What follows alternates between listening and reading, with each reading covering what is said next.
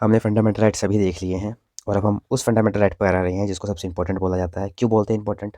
इसलिए क्योंकि जब कोई फंडामेंटल राइट काम नहीं करता तब आर्टिकल 32 उससे काम करवाता है। शुरुआत करते हैं इंट्रोडक्शन से। देखिए 1915 से 1919 में क्या हुआ था, विरोध प्रदर्शन हुए थे अंग्रेजों के खिलाफ। दबाव में आके 1919 में अंग्रेजों ने मॉन्टेग्यू चिमसफोर्ड रिफॉर्म पास किए। इसमें प्रोविजन था कि हर 10 साल बाद इनका रिव्यू किया जाएगा। 1928 में साइमन कमीशन ने इनका रिव्यू किया। इस रिपोर्ट से मोतीलाल नेहरू जी खुश नहीं हुए। उन्होंने खुद की रिपोर्ट पेश की। कहा कि इस रिपोर्ट के बिहाफ पे हम अपना संविधान बनाएंगे। इससे पहली बार फंडामेंटल राइट का उल्लेख किया गया था। 1931 में इसी रिपोर्ट को कराची अधिवेशन में स्वीकार कर लिया गया था, जिसमें फंडामेंटल राइट को भी एक्सेप्ट कर लिया गया। कराची अधिवेशन की अध्यक्षता किसने की थी? सरदार वल्लभ भाई पटेल ने। मोतीलाल नेहरू कौन थे? जवाहरलाल नेहरू के पिताजी। चलिए, गूगल पे में एक प्रोविज़न है।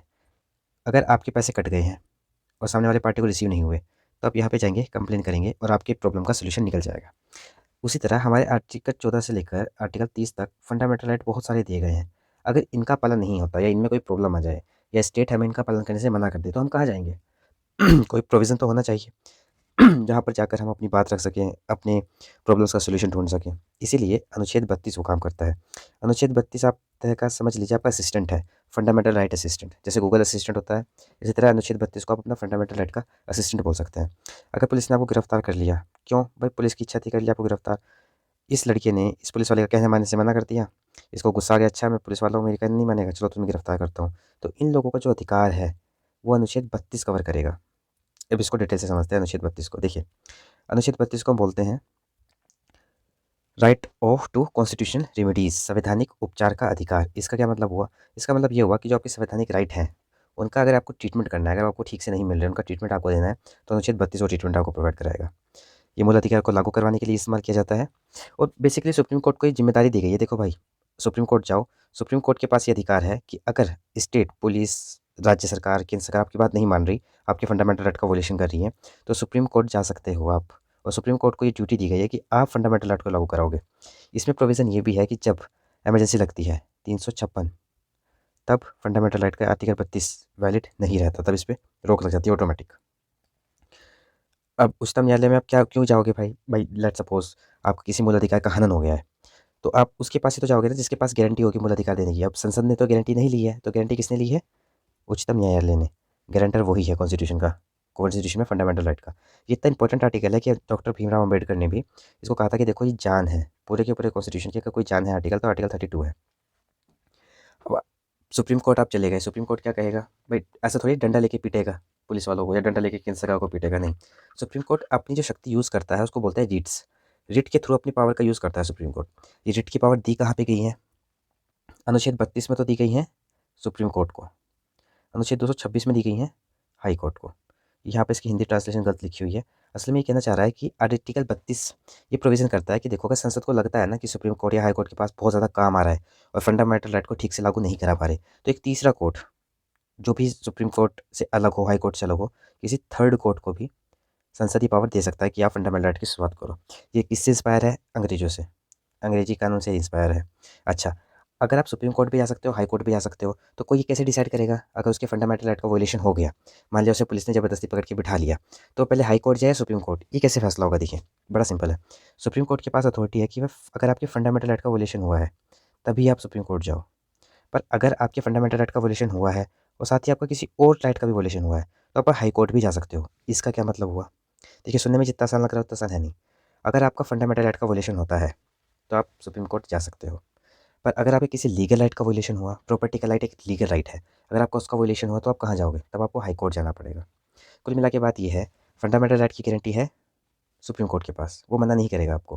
और जो हाई कोर्ट है उसके पास गारंटी है लीगल राइट की, वो फंडामेंटल राइट के मुद्दे सुन सकता है, पर अगर उसकी मर्जी हो, हाई कोर्ट मना भी कर सकता है। पुलिस ने आपको गिरफ्तार कर लिया, आप हाई कोर्ट गए, हाई कोर्ट कहते देखो मेरे तो बस का है नहीं, आप जाओ सुप्रीम कोर्ट, ये बोल सकता है हाई कोर्ट। पर सुप्रीम कोर्ट ये बात आपको नहीं बोल सकता। किस किस को अवेलेबल है?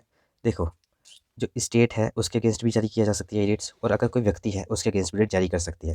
थोड़ा टेक्निकल वर्ड है रिट्स का, हम इसको आगे समझ लेंगे। देखिए, ये जज है, इसको गुस्सा आएगा तो क्या करेगा? ये बार बार तेज तेज से इसका पटके मारेगा। अगर इसका कोई कहना नहीं मानेगा, तो ये जो रिट्स है ये उनका यूज़ कर कर अपनी बात को मनवाने की कोशिश करेगा। अब रिट कितनी है? देखिए, 5 तरह की रिट्स हैं। कौन कौन सी है? बंदी प्रतिशीकरण, परमादेश, प्रतिषेध, उत्प्रेषण और अधिकार प्रसार। मैंने इनको हिंदी में क्यों बोला? हिंदी में इसलिए बोला क्योंकि जो ये शब्द है ये अंग्रेजी के शब्द नहीं है। इनमें से कुछ शब्द अंग्रेजी के हैं, पर अधिकतर शब्द स्पेनिश हैं। लैटिन अमेरिकन भाषा के हैं, तो हम लोग समझ नहीं पाते। जैसे हैबियस कॉर्पस बोलते हैं, मैंडामस बोलते हैं, प्रोहिबिशन बोलते हैं, उसको तो पता नहीं कैरियर शोरी क्या बोलते होंगे, उसको बोलते हैं क्वासा वारंटो। तो ये हमारी मदर टंग के शब्द नहीं है, ना ही इंग्लिश के शब्द हैं, इसलिए थोड़े बोलने में प्रॉब्लम होती है। यहाँ से आप इसको समझ सकते हैं। पहली जो रेट है वो बंदी प्रत्यक्षीकरण, हैबियस कॉर्पस। इसका मतलब होता है कि आपको शरीर प्रेजेंट करना है। किसका शरीर? जिसको भी आपने डिटेन किया है, गिरफ्तार किया है। अगर आपने किसी को डिटेन कर लिया, उसके रिलेटिव कहाँ जाएंगे? सुप्रीम कोर्ट जाएंगे। तब सुप्रीम कोर्ट कहेगा देखो हमारे सामने लेके आओ, आपने किसको गिरफ्तार किया है, किसको डिटेन किया है, और हम बताएंगे कि वो डिटेन लीगल है या इलीगल है। आपको इनका याद होगा, ये है उमर अब्दुल्ला जी। कहाँ के हैं? J&K, जम्मू एंड कश्मीर के। जब अनुच्छेद 370 हटाया गया था, तब लोग इनको नज़रबंद कर दिया गया था और ये ऐसे हो गए थे। अगर इनके परिवारजनों को लगता कि देखो मेरे बेटे को या मेरे भाई को या मेरे पति को गलत तरीके से नज़रबंद किया गया है, तो सुप्रीम कोर्ट जाकर इस वाली रिट का उपयोग कर सकते थे, हैबियस कॉर्पस, बंदी प्रत्यक्षीकरण का। ये रिट किस किस के अगेंस्ट यूज़ की जा सकती है? पब्लिक अथॉरिटी और प्राइवेट अथॉरिटी दोनों के अगेंस्ट। मतलब क्या हुआ? पब्लिक अथॉरिटी क्या होती है? पुलिस। अगर आपको पुलिस बेवजह गिरफ्तार करके रखती है अपने पास, तब इस रिट का उपयोग किया जा सकता है। कोई इंडिविजुअल आपको गिरफ्तार कर ले, क्या ऐसा कोई कर सकता है? बिल्कुल।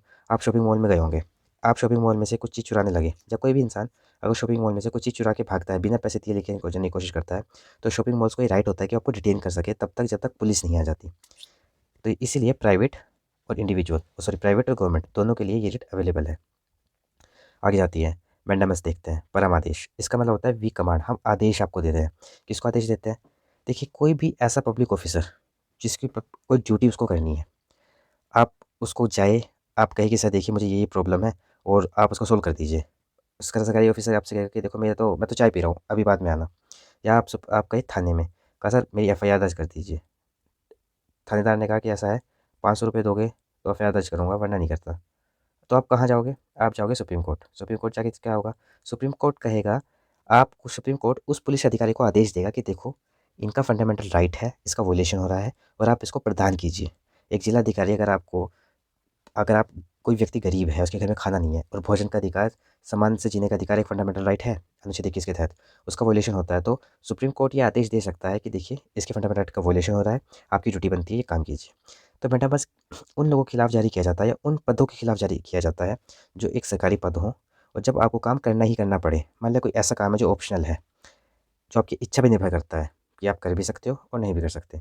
मान लिया आपकी डिपार्टमेंट में कोई आपका साथ वाला वर्कर नहीं आया, साथ वाला गवर्नमेंट एम्प्लॉय नहीं आया, तो उसकी ड्यूटी का रिस्पॉन्सिबिलिटी आपको दे दी गई, आपकी इच्छा के अनुसार। तो यहाँ पे डिपेंड करेगा, आप उसकी ड्यूटी को निभाओ या मना भी कर सकते हो। तो ये वाली जो रिट है केवल तभी केस में जारी की जाएगी जब कर्तव्य ऐच्छिक ना हो, मैंडेटरी हो, जब काम करना ज़रूरी ही हो। आप किसको इशू नहीं कर सकते? प्राइवेट लोगों को इशू नहीं कर सकते। एक प्राइवेट कंपनी के मालिक को आप ये नहीं कह सकते कि ये काम करो, उसका तो खुद मालिक है। राष्ट्रपति को आप कुछ काम करने के लिए नहीं कह सकते। गवर्नर को नहीं बोल सकते। Chief justice of high court को नहीं बोल सकते। अब आपको खुद ही पता लगेगा ये वो लोग हैं जो इनके पास कुछ ऐसी पावर्स होती हैं जिनका सिर्फ यही लोग यूज़ करें तो बेहतर है, इसलिए इन लोगों को इनसे बाहर रखा गया है। प्रोहिबिटेशन, कार्य करने से रोक। भाई इसका क्या अर्थ हुआ? देखिए उच्चतम जो उच्च न्यायालय है, अपर हाई कोर्ट या अपर सुप्रीम कोर्ट, अपने से लोअर वाले कोर्ट को ये रिट जारी करता है। ये केवल न्यायिक और अर्धन्यायिक सिस्टम को जारी कर सकते हैं। अर्धन्यायिक क्या होते हैं? अर्धन्यायिक वो अथॉरिटीज़ होती हैं, ट्रिब्यूनल्स बोलते हैं जिनको, प्राधिकरण, जो पूरी तरह से कोर्ट नहीं होते, पर पूरी तरह से दफ्तर भी नहीं होते, जो केस की सुनवाई कर सकते हैं, सज़ा दे सकते हैं, पर कोर्ट की तरह वो काम नहीं करते। अब प्रोहिबिटेशन का क्या काम है? देखिए ये क्या है, डीजे पे डांस हो रहा है रात का, मान लिया रात के 11 बजे डीजे पे डांस हो रहा है। अब हुआ ये कि एक व्यक्ति को दिक्कत थी, इन महाशय को, इनके घर में शादी थी, इन महाशय ने कहा कि देखो भाई मुझे रात के 11 बजे भी डीजे चलाना है। सुप्रीम कोर्ट का आदेश है कि 10 बजे के बाद आप डीजे नहीं चला सकते। ये चले जाएँगे कहाँ पर? डिस्ट्रिक्ट कोर्ट में। डिस्ट्रिक्ट शादी से 10 दिन पहले केस लगा दिया कि क्या मैं 11 बजे डीजे बजा सकता हूँ या नहीं? भाई डिस्ट्रिक्ट कोर्ट ने कहा कि चलो सुनवाई करते हैं। तब जब डिस्ट्रिक्ट कोर्ट ने ऐसे आदेश पे, ऐसे कानून पर या ऐसे मुकदमे पे सुनवाई शुरू कर दी जो उसकी शक्ति से बाहर है। अब बाहर क्यों हुआ? सुप्रीम कोर्ट ने ऑलरेडी आदेश में एक सीमा तय कर दी कि 10 बजे के बाद डीजे नहीं बजेगा। तो अब 11 बजे डीजे बजेगा या नहीं? ये आपकी शक्ति से बाहर हो गया है। भाई सुप्रीम कोर्ट की 10 बजे की गाइडलाइन है, उसके बाद तो डीजे बज नहीं सकता। तो आप कैसे इस मुद्दे पे चर्चा कर सकते हो कि 11 बजे डीजे बजाना उचित है या अनुचित है?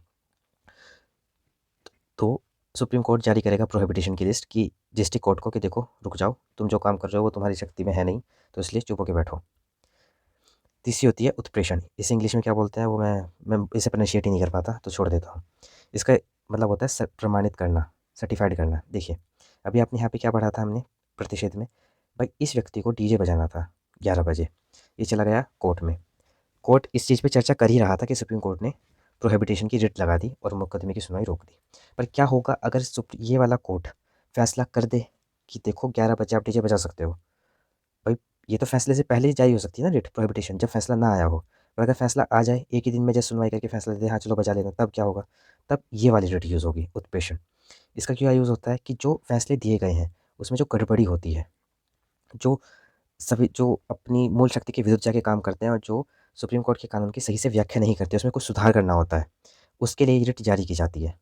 इसका एक और काम है, ये बच्चों की भीड़ आपने देखी होगी, कई बार एग्ज़ाम्स होते हैं, पेपर लीक हो जाते हैं या वैकेंसी ठीक से नहीं होती, तो मामला कोर्ट में जाता है और कोर्ट पे उस पे रोक लगाता है। फिर कोर्ट कहता है देखो ठीक से करो, तो यही रिट जारी करता है कोर्ट। इसी रिट के थ्रू एग्ज़ाम पोस्टपोन, पेंडिंग या एग्ज़ाम पे और तरह की चीज़ें करेक्टिव एक्शंस लेने के लिए कोर्ट कहता है किसी भी प्रशासनिक संस्था को। तो इसका मतलब ये हुआ, ये प्रशासनिक संस्था के खिलाफ भी जारी किए जा सकते हैं। आगे अधिकार प्रशा क्वेसा वारंटो, इसका क्या मतलब हुआ है? इसका मतलब ये है कि आपने जो काम किया वो किस आधार पर किया। कोई जज है, मान लिया कोई डीएम है ये। अब ये डीएम भाई साहब, इनके तबादला हो गया था 10 तारीख को गाजियाबाद, लेट्स सपोज। इन्होंने कुर्सी छोड़ी नहीं अपनी और बैठे रहे कुर्सी पे कि मैं तो जाता ही नहीं, 12 तारीख हो गई पर मैं तो जाता ही नहीं हूँ। तब सुप्रीम कोर्ट ये डेट जारी करेगा कि आप किस आधार पर उस कुर्सी पर बैठे हुए हो जब आपका ऑलरेडी ट्रांसफ़र हो चुका है। कुल मिला के बात यह है, अगर किसी सरकारी अफसर ने कोई काम किया और वो काम उसकी शक्ति में था नहीं, भाई डीएम का काम क्या है? फाइनेंस वगैरह देखना, प्रशासन की स्थिति देखना। पर अगर डीएम ये कहे कि आपको भाजपा को वोट देना है, या डीएम ये कहे कि मैं खुद से अपने कानून बनाने लग जाए, तो वो उसके अधिकार से बाहर है। और ऐसे व्यक्ति को रोकने के लिए क्वासा वारंटो अधिकार प्रशा की रिट दायर की जा सकती है। लेकिन इसमें कंडीशन है, केवल वही पद जो या तो संवैधानिक हो, कॉन्स्टिट्यूशनल हो, या वैधानिक हो, स्टैट्यूटरी हो। इसका क्या मतलब हुआ? ये मिस्टर कौन है? इनका नाम है श्री सुशील चंद्रा। ये हमारे चुनाव आयुक्त हैं, ये मिस्टर। और ये वाले कौन हैं? इनका नाम है एमएल कुमार। ये एलआईसी के चेयरमैन हैं। इनका जो पद है ना, ये संविधान ने बनाया है, और जो इनका पद है ये एक कानून के तहत बना है, इसलिए ये संवैधानिक पद कहा जाएगा। इनको संवैधानिक पद पे बैठा हुआ माना जाता है और इनको वैधानिक पद पे बैठा हुआ माना जाता है। इसी तरह एक आईटीसी कंपनी है, जो उसका चेयरमैन है वो एक प्राइवेट इंडिविजुअल है। तो सिर्फ क्वासा वारंटो की रिट इन दोनों को जारी की जा सकती है, आईटीसी के चेयरमैन को जारी नहीं की जा सकती। इस रिट में कमाल की बात ये है कि जो बाकी की मैंने आपको 4 रिट बताई थी, अगर आपको उसमें कोर्ट में जाना हो तो वही व्यक्ति जा सकता है जिसको या तो जो पीड़ित हो या जिसे न्याय चाहिए हो। पर इस रिट को दायर करने के लिए कोई भी व्यक्ति जा सकता है, एक आम आदमी भी। अगर तमिलनाडु के डीएम ने कुछ गलत किया जो उसकी शक्ति के विरुद्ध नहीं था, तो आप हरियाणा में बैठे भी सुप्रीम कोर्ट में वो रिट दायर कर सकते हो। मंत्री और निजी क्षेत्र के खिलाफ इसे जारी नहीं किया सकता।